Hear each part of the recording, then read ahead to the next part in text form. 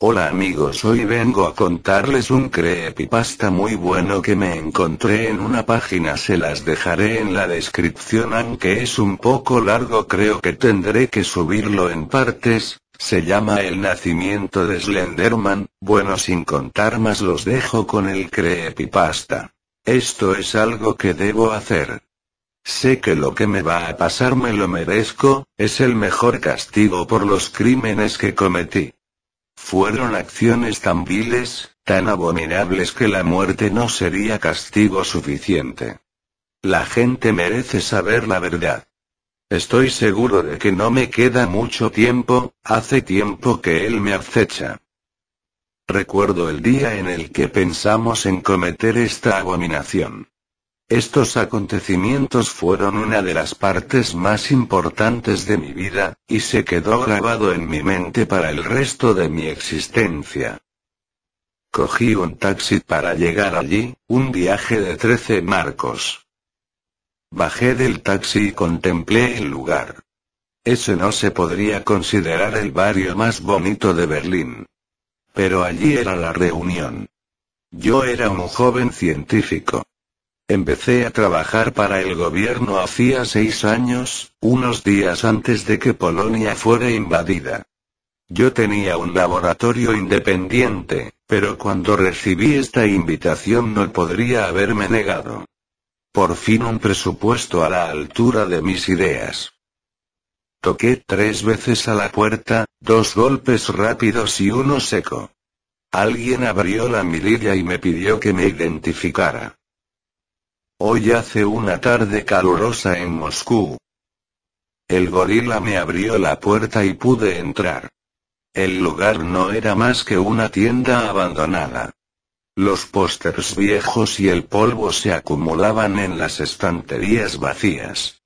Retiré la alfombra que cubría el suelo y abrí la puerta de metal acorazada que quedó al descubierto. Pulsé el botón y la puerta se abrió con un sonoro chirrido. Otra vez se les ha olvidado engrasarlo, pensé. Bajé las aparentemente infinitas escaleras y llegué a la planta oculta. Una gran X en un círculo se veía dibujada en la pared. Era el símbolo de esta rama de la organización. Mientras me dirigía a la sala de reunión vi de reojo varias salas en las que se llevaban a cabo experimentos que según nuestro comandante lo que se hiciera allí no era de nuestra incumbencia. Los largos pasillos con paredes de hormigón encerraban grandes misterios. Finalmente llegué a la sala acordada. 2 guardias armados custodiaban la puerta. Me senté en la mesa y esperé a que llegara el jefe. En la sala de reunión se podía ver el emblema, justo detrás de la gran silla que le correspondía al jefe. Había otros científicos conmigo, pero no hablé con ellos. Soy de naturaleza solitaria, nunca he tenido demasiados amigos. Solo hablaba cuando era necesario, y no conocía mucho a la gente con la que me tocaba trabajar, aunque tampoco es que le pusiese mucho empeño. Cuando llegó el jefe, mis compañeros ya estaban sentados. Bien, como seguramente sabrán, la guerra no va a nuestro favor. Hemos perdido territorios por todas partes, y aún peor, ya estarán al corriente de que algunos de los mejores científicos que teníamos se han ido con los enemigos. Por lo que sabemos, podrían estar desarrollando armas atómicas. ¿Y eso dónde nos sitúa?, preguntó un compañero. Nos sitúa en que debemos estar protegidos. Ya conocen a estos americanos. Seguramente estarán encantados de volarnos por los aires. Debemos atacar primero. ¿Y cómo lo haremos?, pregunté yo. Algunas de las mejores mentes que tenemos se han ido con los otros. ¿Qué sugiere? Sugiero, querido amigo, que debemos crear algo aún más poderoso que las bombas atómicas. Pero estamos pensando que una bomba no sería tan buena idea si el territorio enemigo queda vaporizado. Tenemos que tomarlo, no destruirlo. ¿Y cómo espera conseguir eso? La respuesta más apropiada debe ser humana. Señor, con todos mis respetos, andamos escasos de hombres. Repuse. Pero, ¿y si tuviéramos un hombre que equivaliese a un pelotón? Preguntó él de forma retórica. Perdone señor, pero no le entiendo, contesté yo confuso. Desgraciadamente la evolución va demasiado despacio. Pero si consiguiéramos la manera de crear al soldado perfecto y la guerra acabaría en cuestión de semanas. ¿Un qué? Eso es ciencia ficción. Por eso les he traído aquí, caballeros. Ustedes son los únicos que pueden convertir la ciencia ficción en ciencia. Por eso he decidido clausurar temporalmente sus proyectos actuales para que centren sus esfuerzos en este trabajo. En ese momento no sé cómo me sentí. En parte creía que mi jefe estaba loco, que nuestra derrota aparentemente inmediata le había hecho perder un tornillo. Pero también me sentí emocionado ante la idea de llevar a cabo tal proeza.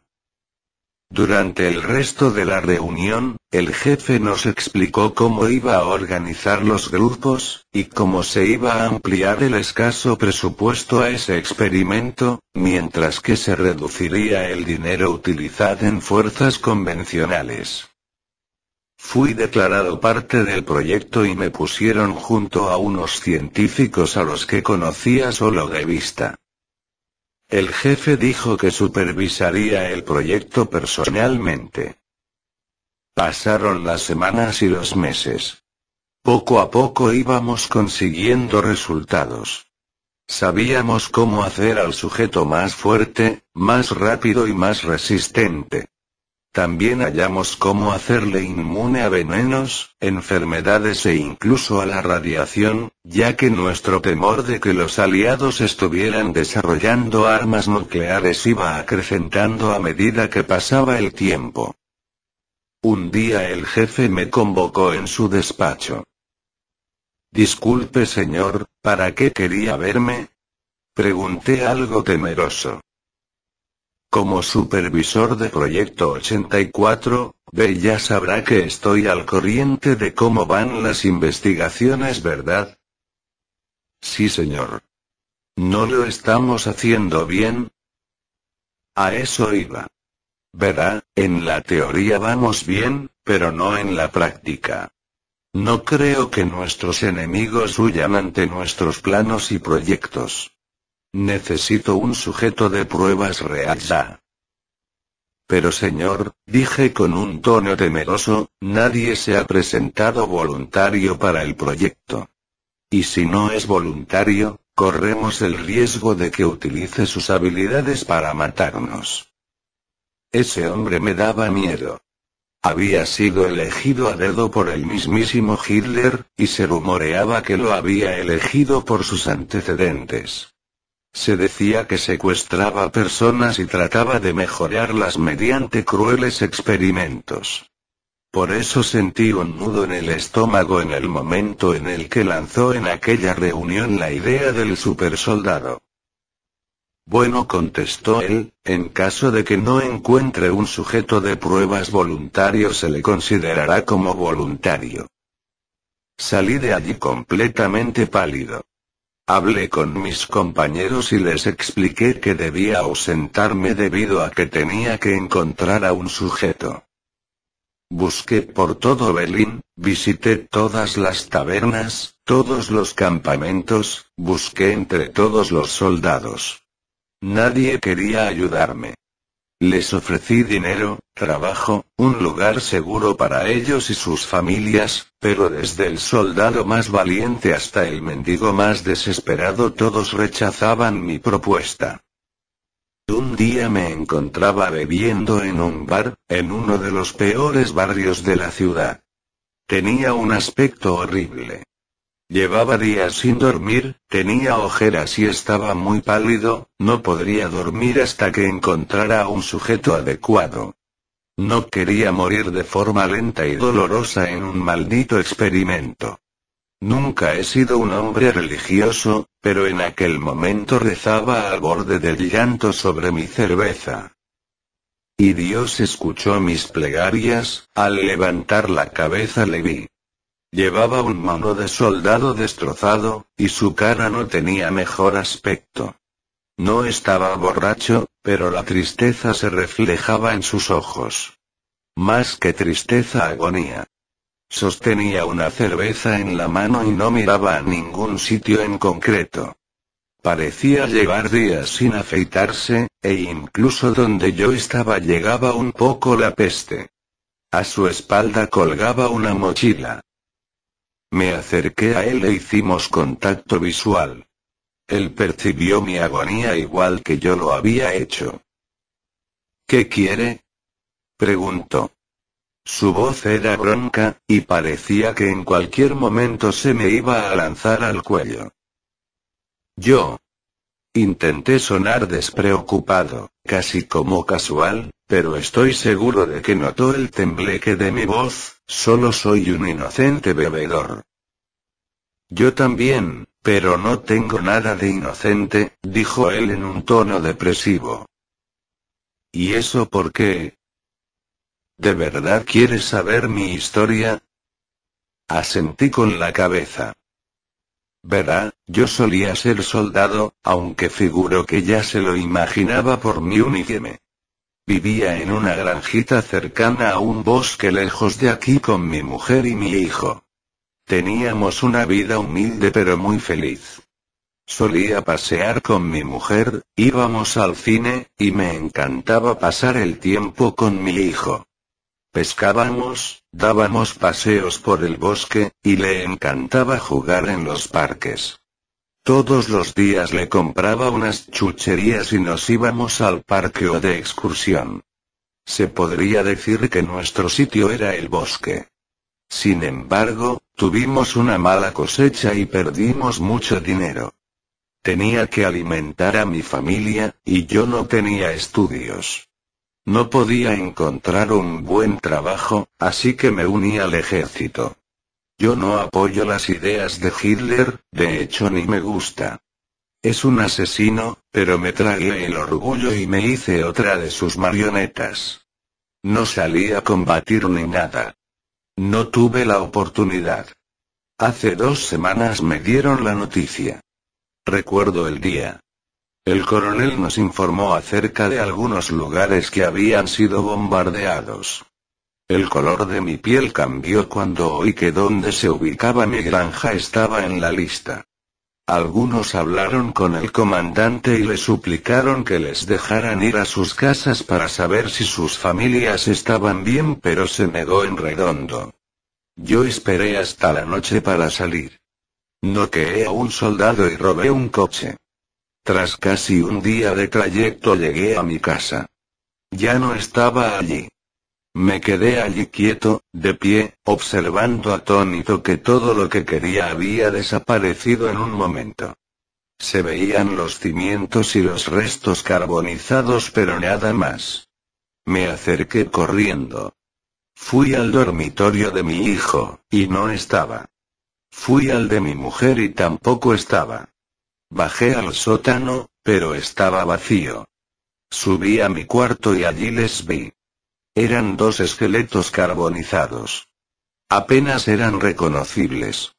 Llevaban puestos unos pocos jirones quemados, todavía les quedaba algo de pelo y su piel negra dejaba ver los huesos. Su estado de descomposición era evidente. Me puse a llorar de rodillas. Estuve allí horas, hasta que se puso el sol. Cuando paré, me fijé en un detalle. Aunque estaba todo calcinado y apenas quedaba nada, encontré una fotografía. Era la del día de mi boda. En ella estaba mi mujer sonriente mientras yo le besaba en la mejilla. Ella llevaba un precioso vestido de boda, y yo tenía un traje negro, el cual había sido hecho a mano por mi anciana madre costurera. Una lágrima salió de mis ojos, resbaló por mis mejillas y cayó en la fotografía. Estando de rodillas, vi un destello debajo de la cama. Era un baúl de metal, y yo sabía de sobra qué contenía. Lo saqué y lo abrí. Era un milagro que estuviera entero. Mi traje negro de boda seguía ahí, intacto. Lo metí en la mochila que ahora ve y me fui lejos de ese lugar.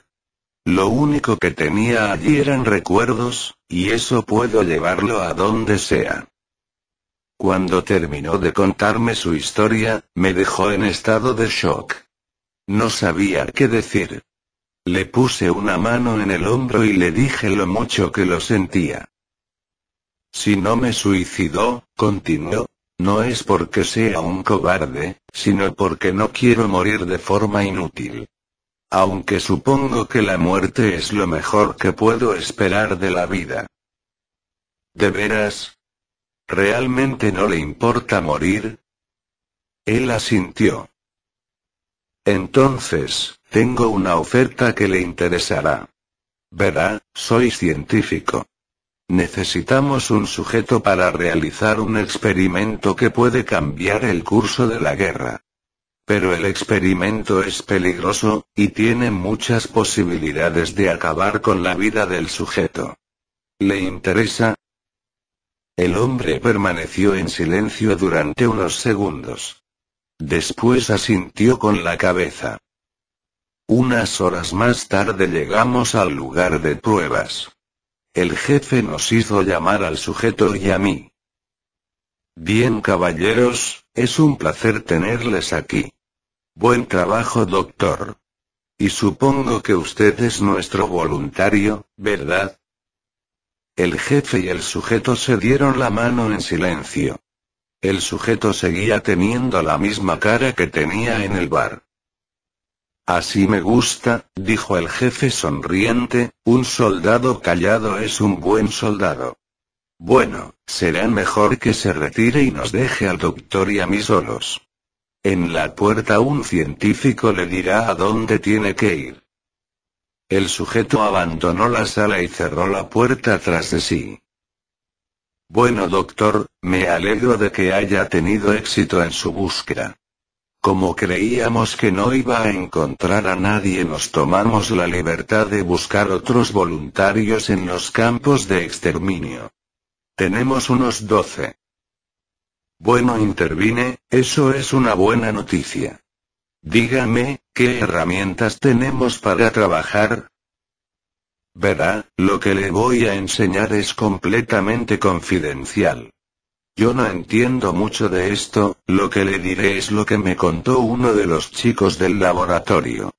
Vamos a utilizar una sustancia que se podría llamar modificador molecular. ¿Cómo? Sí, un modificador molecular. Es un poco complicado, pero le permite al sujeto modificar las células de su cuerpo a su voluntad. Podrá elegir a la velocidad a la que sus células se reproduzcan. Esto significa que podría regenerar miembros enteros, modificar los existentes y hasta crear otros nuevos. Junto a lo que ya han conseguido, tenemos muchas posibilidades de que funcione. Pero, pregunté, ¿de dónde han sacado esto? No es de tu incumbencia, joven, dijo él con frialdad, prosigamos. Creo que esta sustancia puede ser muy peligrosa para una persona que no cumpla con las condiciones físicas y sobre todo psicológicas. No sabrá cómo controlarse y perecerá inmediatamente. Entonces supongo que deberemos entrenar a los sujetos de prueba y... No, doctor, solo hay un sujeto de prueba. El que trajo usted. ¿Pero qué hay de los 12 de los que me ha hablado hace un momento? Mi joven amigo, esos eran para descubrir de qué era capaz el modificador. Gracias a ellos sabemos la voluntad que requiere y las condiciones físicas ideales. Así que están todos muertos, concluyó la frase. Bueno, ahora quiero que se ponga de acuerdo con los ingenieros y aprenda cómo puede hacer que la fórmula no sea letal. Durante el siguiente par de meses no hice otra cosa sino trabajar. Aprendí a configurar la fórmula para hacer que se pudiera usar sin matar al sujeto. Ayudé a los ingenieros a construir la máquina en la que lo administraríamos. El sujeto, nunca aprendí su nombre, así me afectaría menos su muerte o su destino, fue obligado a consumir una dieta estricta y a hacer mucho ejercicio. Pronto consiguió una forma física formidable, pero mentalmente seguía hecho polvo. No importaba qué estuviera haciendo, siempre llevaba a todas partes su traje negro de boda. Incluso se acostaba con él.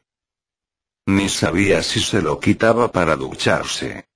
No hablaba. Le comuniqué mis inquietudes al jefe, pero él decía que no podíamos echarnos atrás tras tanto tiempo y que si moría ya encontraríamos a otro sujeto.